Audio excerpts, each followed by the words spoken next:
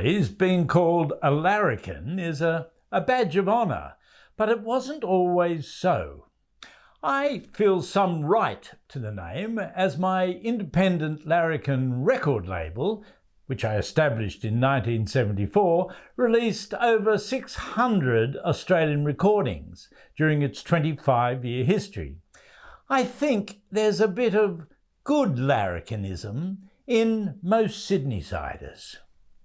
For generations past, there has been debate about the origin of the word larrikin.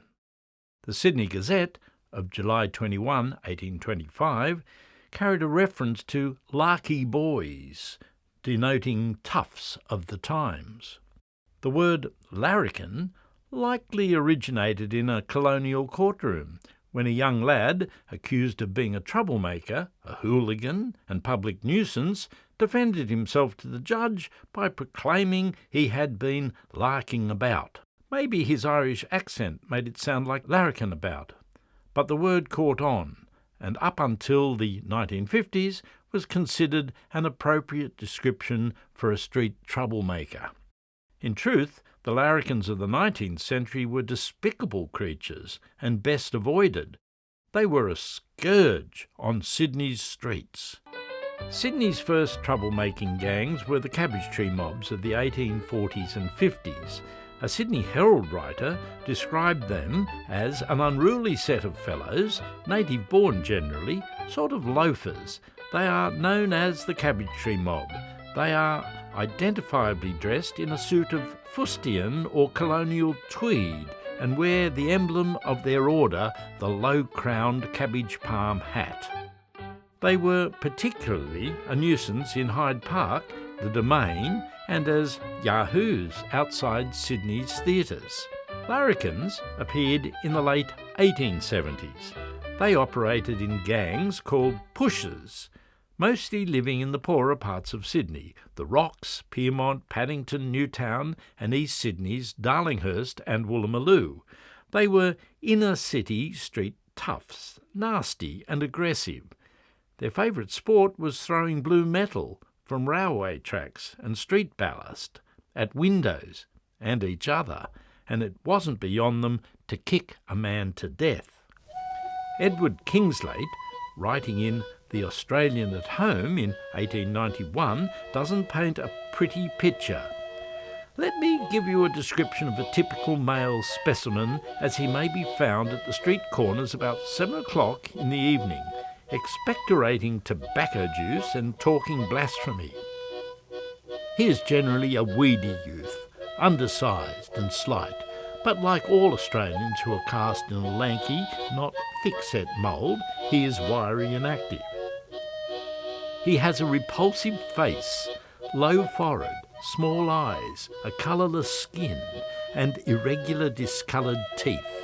His hat is either small, round and hard, or a black slouch. Female members of the push were called donors and were also flashy dressers, with a taste for large hats, feathers, and very high-heeled shoes. Principal among the Sydney gangs were the Gipp Street Push, the Cow Lane Push, the Rocks Push, Suez Canal Push, Argyle Cut Push, and the Pyrmont, Ultimo, Waterloo and Sussex Street Pushers. Special groups like the Butchers' Apprentices formed their own pushers, the Livers and the Blood Reds. One of the larrikins' favoured gathering grounds on Sundays and public holidays was Chowder Bay, which is now Clifton Gardens, where the main attraction was a big dance hall.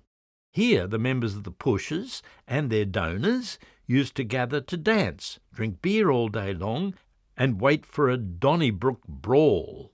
The squad of a dozen or so policemen regularly sent to Chowder Bay to keep order were rarely able to relax. Brawls were an almost inevitable feature of push outings. In full regalia, larrikins were a fantastic sight.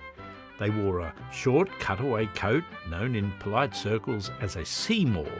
This coat had a velvet collar and was lavishly decorated with pearl buttons and braid, a red sash was worn around the waist with tails hanging down the side.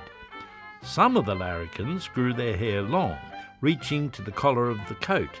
The trousers of the larrikin fitted like a second skin to the knees. Then they flared out wider than a sailor's bell-bottoms. But it was all about the boots. They had pointed toes with heels so high that the wearers minced with their knees thrust forward. Made of kid and patent leather, they were buttoned well up the calf.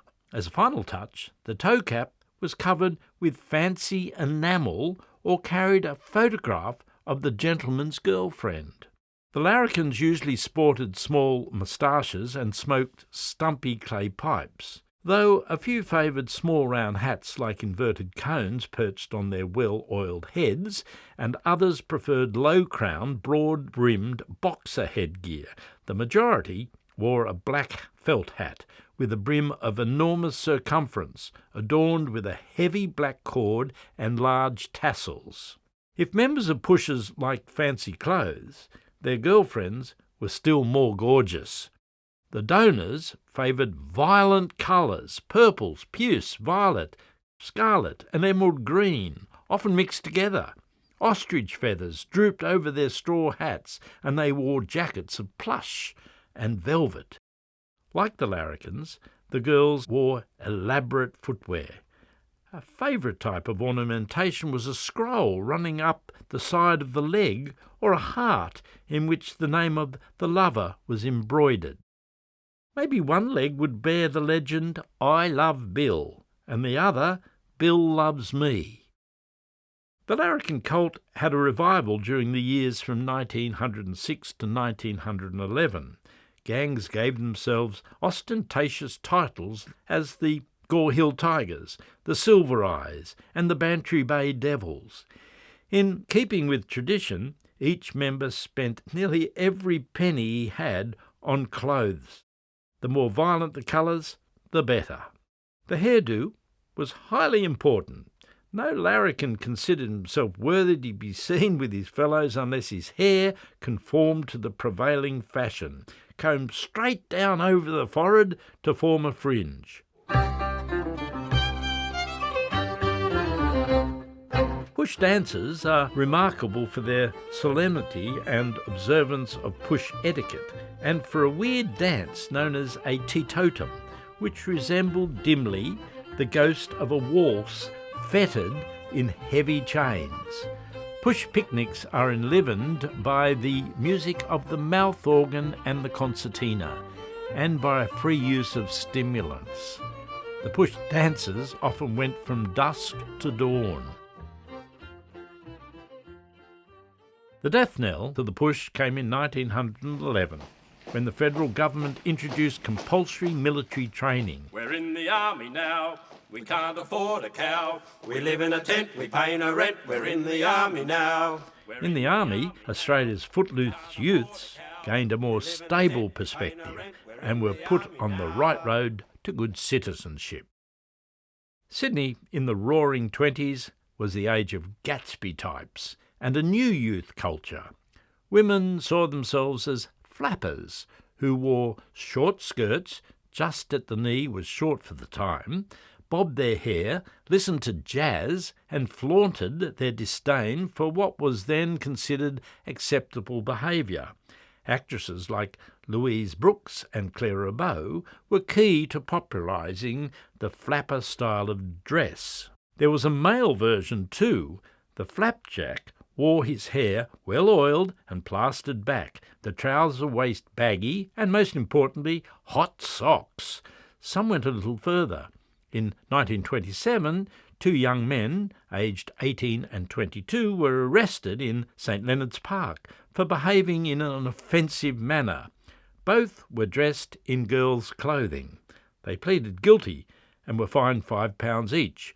Arresting officer, Constable Clark, said they were dressed in expensive girls' clothing with bracelets and necklets, their faces decorated with lipstick, and they spoke in a feminine tone as she-male flappers. In this strange illusion, chaos and confusion, People seem to lose their way. Jazz was the favourite type of music amongst the flappers. It was considered to be the ultimate in modernity and sophistication. It also had a whiff of rebellion and danger to it. While the older generation was still doing the waltz and the foxtrot or listening to classical music, the younger generation was going crazy for dances like the Charleston and the Lindy Hop. The 40s and the Second World War saw our young men knuckle down in uniform, fighting on foreign shores. Women worked for the war effort too, including many joining the Women's Land Army.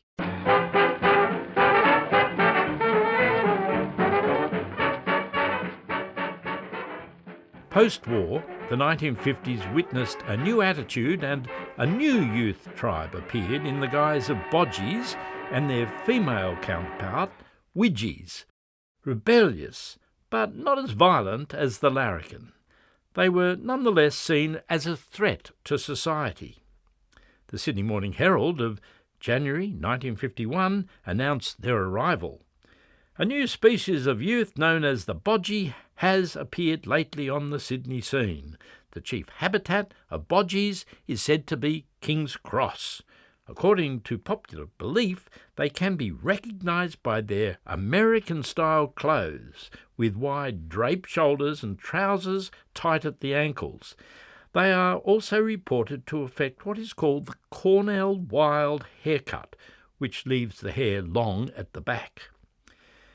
Because of alcohol licensing laws, Sydney's bodgies and widgies hung out at the Milk Bar. The jukebox was playing Elvis, Little Richard and the Everly Brothers as they jitterbugged, jived, bunny-hopped and did the Matterson.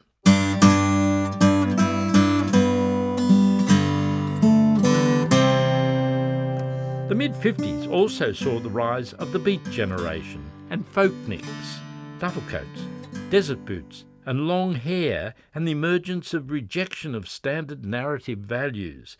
Many looked to spiritual quests, the exploration of Eastern religions, the rejection of economic materialism, experimentation with psychedelic drugs, and sexual liberation and exploration. Gathering at the Folk Attic in King's Cross, the Troubadour in Newtown, and in January 1964, thousands descended on our very own Newport Folk Festival, staged at Newport Oval on the North Shore.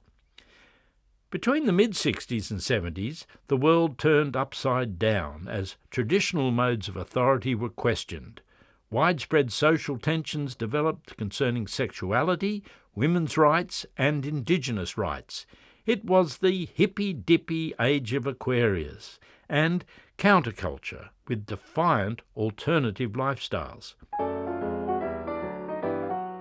Sexual freedom, especially gay rights, came to the forefront in 1978 when 54 gay and lesbian demonstrators were arrested in King's Cross after a Mardi Gras fair at Taylor Square. Homosexuality had been criminalised in 1900, and for decades gays were victimised and entrapped by the Vice Squad.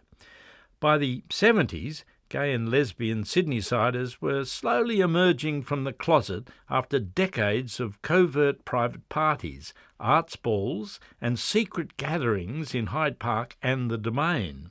In 1984, Premier Rann successfully introduced a private members' bill decriminalising homosexuality. From the 80s onwards, Sydney started to change and grow. We realised, after all, we were a big city. Post-war immigration saw us become one of the most multicultural, diverse cities on the planet. It's a work in progress. Sydney's youth culture has always been fluid. We created social tribes for a sense of belonging, expressed in dress, hairdos and don'ts, slanguage, and even physical mannerisms. Tribes come and go like a parade. Cabbage tree mobs to larrikin pushers, to beatniks to bikies, to bodgies and widgies. Then came sharpies, rockers, surfies, punks, Goths, followed by emos, bros, lads, skins, hipsters, and even self-professed bogans. It's a never-ending parade of Sydney life, and never dull.